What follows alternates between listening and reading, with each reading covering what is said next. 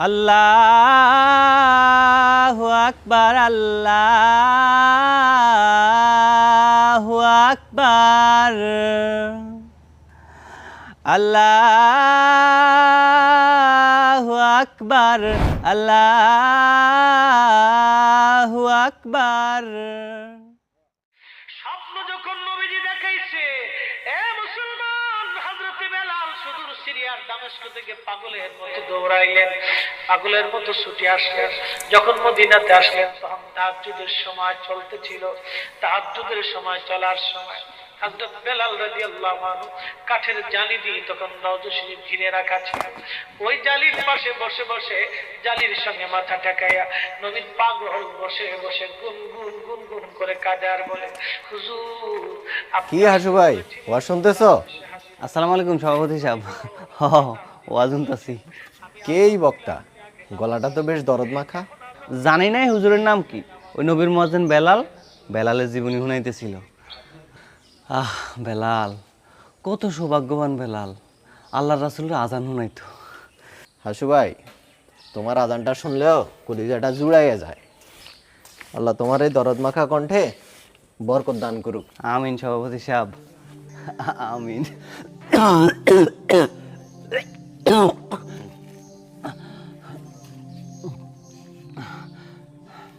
মহাজন সাহেব, এইভাবে আর কত? সেই যুবক বয়স থেকে শুরু করছো মসজিদের খেদমত। এই অসুস্থ শরীর নিয়ে কাজ করতে কি তোমার একটুও কষ্ট হয় না?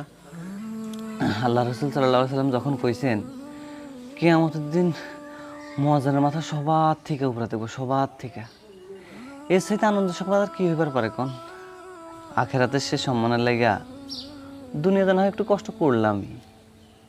সভাপতি সাহেব, আমার কিন্তু কইলাম আপনার কাছে কেন আবদার আছে। কি আবদার? বলো না, বলো।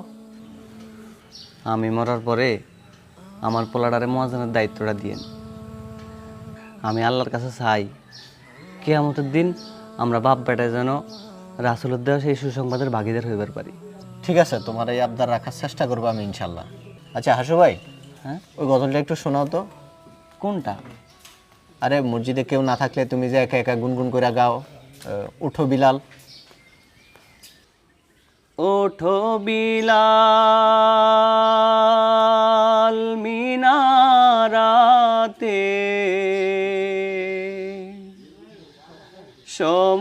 সময় বয়ে যায়,